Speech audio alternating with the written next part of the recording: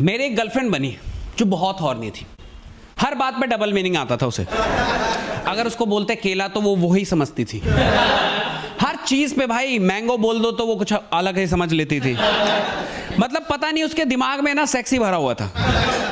उसको सक्सेसफुल नहीं सेक्सफुल लाइफ चाहिए थी। हाँ, अचानक से कुछ भी चीज बोल दो उसमें डबल मीनिंग झोंक देती। और उसकी बात करने का भी अंदाज ऐसा होता था ना जैसे कि वो हर इवन फ्रेंड से भी ऐसे बात करती थी तो मुझे लगता था शायद उससे सेट है। और वो एक दिन ऐसी मुझे चलते चलते गलती से टकरा गई थी। वो भी प्यार की भूखी, मैं भी प्यार का भूखा था। दो भूखों का मिलन बहुत खतरनाक होता है। तो ऐसा ही कुछ मिलन हुआ हमारा। हमने एक दूसरे को देखते ही पहचान लिया कि अच्छा तुझे भी। तो हमारा रिलेशन बना, और रिलेशन नहीं, वो एक समझौता था। क्योंकि लड़की थी एजुकेटेड और सेटल्ड, और तुम्हारा भाई था नल्ला आवारा। मर्द के नाम पे सिर्फ एक ही चीज थी मेरे पास जो उसे चाहिए थी। तो उसने समझौता करा कि देख, मुझे तुझसे सिर्फ वही चाहिए और तुझे भी उतना ही मतलब रखना होगा। मुझे एक्स्ट्रा नहीं चाहिए कुछ भी। प्यार अगर तुझे होता है तो उसका जिम्मेदार तू होगा। दिल अगर लगाता है तो उसका जिम्मेदार तू होगा। मैंने अच्छा मॉडर्न लव, मैंने कहा ऐसे ही तो चाहिए, हमें भी तो ऐसे ही चाहिए होता है। हम लड़कों को चाहिए क्या? कहती है ना मैं तुझसे बात करूंगी घंटों ना कुछ, जिस दिन चाहिए होगा उस दिन तेरे को कॉल करूंगी। मैंने कहा मेरी किस्मत ही अलग है यार। मतलब ऐसी लड़की कैसे टकरा गई मुझसे। मैं बहुत खुश हुआ, पर उसने पूरा समझौता करा। इवन एफिडेविट बनवाया उसने, एक जो बनाते हैं ना रेंट एग्रीमेंट टाइप, वैसी लव एग्रीमेंट बना जिसमें साफ साफ लिखा था कि अगर इस लड़के को प्यार हुआ तो इसका जिम्मेदार ये खुद होगा। क्योंकि यहाँ दाल नहीं गलने की, यहाँ सिर्फ नीड पूरी कर रहे हैं एक दूसरे की। और उसको लग रहा था कि वो बहुत कुछ मतलब जैसे मेरा यूज कर रही है कुछ भी, पर मैं तो यार ऐसा वेस्ट था जो कोई यूज के लायक नहीं था। मेरे लिए वो अपॉर्चुनिटी थी। मैंने अपने दोस्तों को बताया, दोस्त बावले हो गए, कह रहा है ऐसी लड़की तुझे कहां से मिल गई भाई, कि बता कहां मत्था टेका हम भी जाएंगे। तो हमारा रिलेशन एक क्रिएट हुआ और हम काफी टाइम तक एंजॉय करे। फिर सच बताऊं तो ओयो हम बुक नहीं करते थे, हमने पूरी मेंबरशिप ले ली थी। पूरा महीना हमने कि ये बार बार जाने का लफड़ा कौन पाले, क्योंकि हम वही कर ही रहे थे। और उसको ना उड़ने का बहुत शौक था। लाइक वो एयर होस्टेस थी,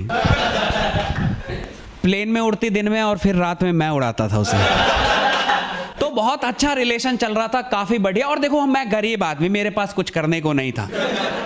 एक काम उसने दिया था, मैं बहुत तसल्ली से निभा रहा था। और समझ रहे हो, जब हम जैसों को प्यार मिलता है ना तो हम उसको बहुत केयर करने लगते हैं। तो मैं बहुत केयर करने लगा, जरूरत से ज्यादा ही चिंता कर देता था। कभी कभी उसके आंखों से आंसू निकल आते थे, उसने इतना प्यार देखा ही नहीं था। तो उसको ना धीरे धीरे मुझसे लगाव हो गया। पर उसने तो एफिडेविट बनाई थी ना, तो उसने एक दिन एफिडेविट लेके फाड़ दिया और बोला कि मुझे तुमसे प्यार है। और देखो उस रिलेशनशिप में ना सब उसी की चल रही थी, मैं सिर्फ एक कठपुतली था। मैंने कहा मैं हर चीज के लिए तैयार हूं यार, मेरी जिंदगी में काम ही क्या है। जब नौकरी ही नहीं है तो तू जो कहेगी वो कर लेंगे, प्यार तो प्यार कर लेते हैं। तो देखो यार, मैं गरीब आदमी को कोई काम मिल जाए या कोई प्यार मिल जाए उसकी बहुत कदर करता है। मैं बहुत कदर करने लगा, जरूरत से ज्यादा उसको प्यार दिखाता था।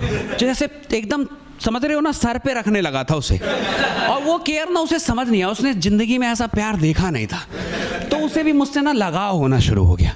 पर हमारा एग्रीमेंट बना हुआ था जिसमें साफ साफ लिखा था कि लव की कोई जगह नहीं है, जिस पे उसने भी शाइन करा था और मैंने भी। फिर उसने ना एक वही लड़की वाला गेम खेल दिया।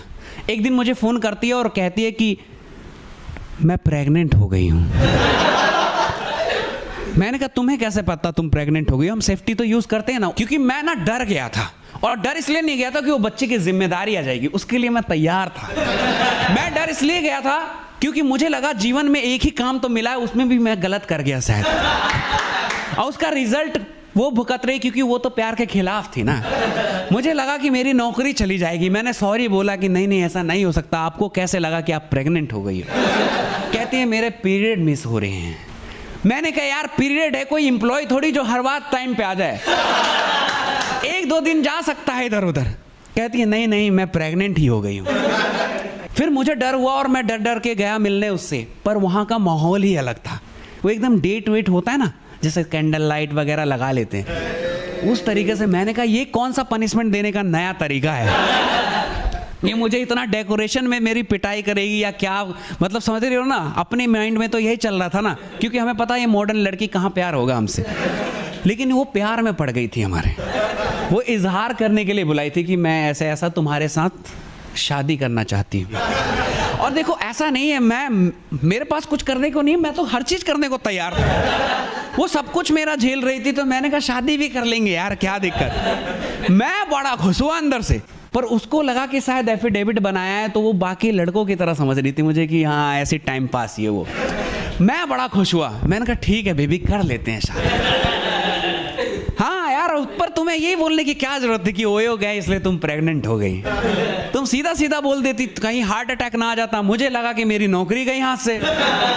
तो वहाँ एक हंसी वाला माहौल बन गया और मुझे किस विस करने लगी। और समझ रहे हो ना, एक पहली बार एक प्यार से मैंने उसे ऐसा लगा अपने को किसी को प्यार कर रहा हूँ, तो बड़ा सुकून मिला यार। और मैं रेडी था शादी के लिए, तो हमारे डेट डिसाइड ही हुए थे और शादी का वक्त आने ही वाला था कि लड़की ने कॉल करा और बोला कि सॉरी, क्योंकि तुम्हें पता है ना हम लड़कों की औकात उसकी ना जेब से होती है, नौकरी से होती है। उसने कहा मुझे प्यार था तुमसे, पर जिस पायलट से मुझे क्रश था ना उसने मुझे सामने से प्रपोज कर दिया है। तुम लड़के अच्छे हो पर जेब में नोट नहीं है तुम्हारे। और प्यार से पेट नहीं भरता बाबू, इसलिए पहले कुछ कमा लो, तभी कोई लड़की तुम्हारे साथ जिंदगी बिताएगी।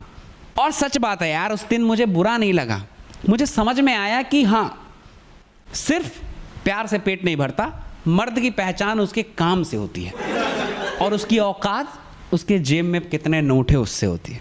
तो तब से तुम्हारा भाई गोल पे फोकस करने लगा, होल को भूल चुका।